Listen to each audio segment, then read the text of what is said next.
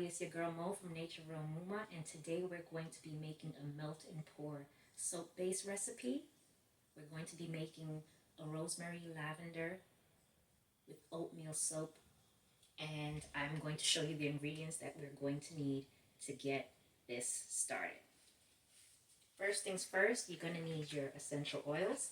So I have my Rosemary Essential Oil from Plant Therapy and my Lavender Essential Oil from Plant Therapy.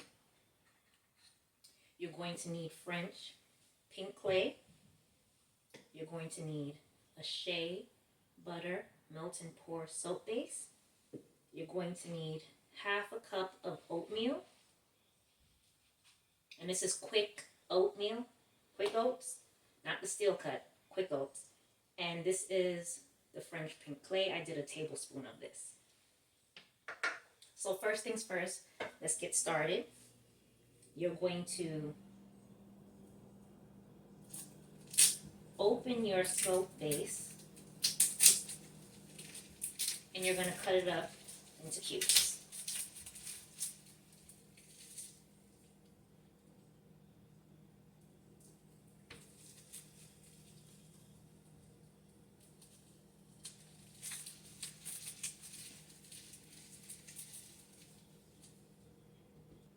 I will leave a link down below with all the ingredients and where you can get them from so that you can make this recipe at home also. So we're going to move some of these things out of the way. We don't need this, we already have it. And we're going to cut these up into cubes. Now I like to do my stuff in a slow cooker. Some people like to use the microwave. I just don't like using the microwave. I feel like it changes the components of things because it's such a high wattage that it changes the components, the chemical make, all of that. I feel like it's too much heat at once. In a slow cooker, it's a very slow heating process, and when you overheat melt and pour soap bases, they create ripples and other kind of finishing, errors in your final product soap base. So you don't want to do that. You don't want to overheat it. And that's why even when they use the microwave, they tell you to do it in like 30-second or 60-second bursts because you don't want to overheat the melt and pour.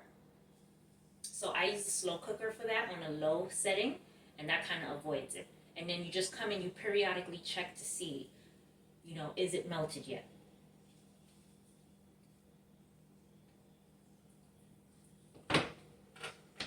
And you're also going to need a soap cutter. I use this. Sometimes you can use a very sharp knife if you have it, but a soap cutter is just the best thing to use to do these things. And remember, we're cutting these into cubes.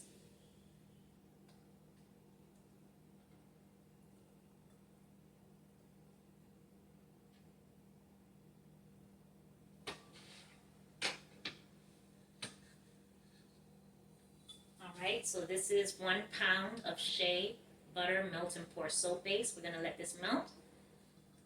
Should maybe take about 30 minutes at most because it usually takes about 45 minutes to an hour to do 2 pounds of soap. So since there's less soap in here, it should take less time. So we'll halve it. So I'll come back and check this in about 15 minutes and see where we're at. Remember, we're putting this on low.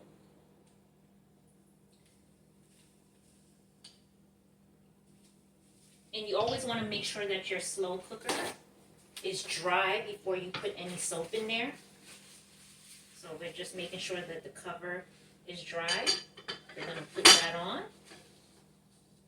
And I will come back and check this in 15 minutes and we'll see how it's looking. So in 15 minutes, this is how it looks. It's already starting to melt, but we got a ways to go. So we'll come back probably in about 30 minutes. I'll check it periodically in between, and if it's ready, I'll come back sooner. This is how it looks 45 minutes later, so I guess it doesn't matter how much soap I put in here. I usually always put 2 pounds. This is the first time I'm putting 1 pound. So I guess it's 45 minutes no matter what. 45 minutes to an hour to melt, so this is 45 minutes later. We're going to get back into the recipe and making this soap. Alright, so we're back. The soap is melted down. We're going to start adding in our ingredients to the soap. we're going to put it on the warm setting because we don't want it to harden, but at the same time, we don't want it to overheat. Okay, so first we're going to add our essential oils. Now, for a pound of soap, I usually put like anywhere between 10 to 15 drops. Sometimes I put up to 20. So what we're going to do is we're going to put like 10 of each because we want to make sure that it's equally balanced. And if you give a few extra drops, we're using lavender and rosemary. And the reason why I chose these two oils are because they're very good at fighting wrinkles and reducing fine lines. They're also very good for mature skin. So it's good whether, no matter what age you are, these will make sure that your skin stays tight and right.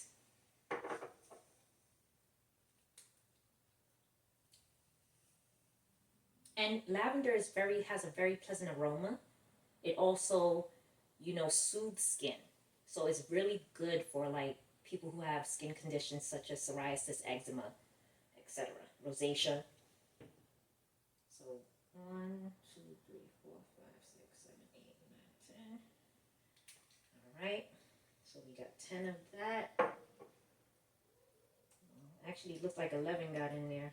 But 1, 2, 3, 4, 5, 6, 7, 8, 9, 10. Okay. So we got rosemary and lavender. You want either a wooden spoon or, a metal spoon like this. We're going to mix that in. It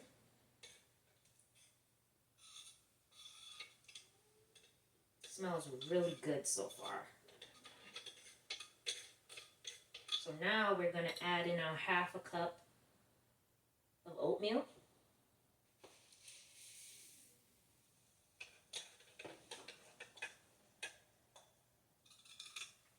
And that's the quick oats, so not the steel cut.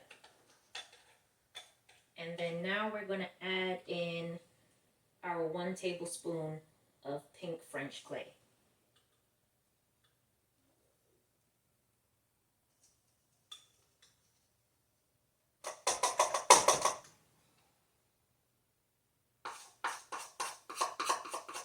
I'm trying to get every last bit of clay out of there because, clay is really, really good at taking out impurities in the skin. And it's also a natural colorant.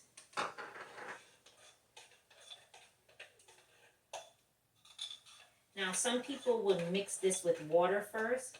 I kind of just have it on the warm setting, so it's just going to melt right in. But you are always more than welcome to add water to it so that it doesn't have to kind of like melt in, because it can create lumps and we don't want that. So if you have it in a more liquid state, it's easier. So I'm going to put this on low for a little bit just to make sure that this melts in. And it's going to create a nice pastel-like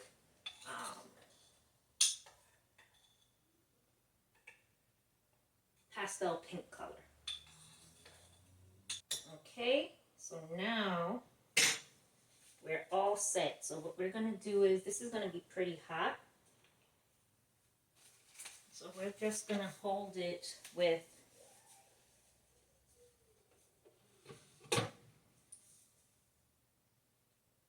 actually, we can just take this off now.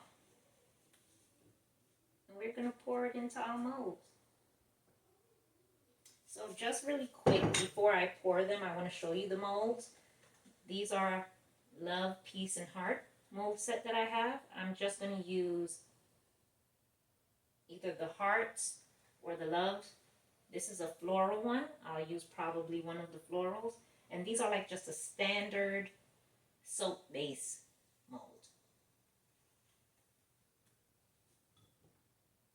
It's actually not that hot, so I'm just going to hold it.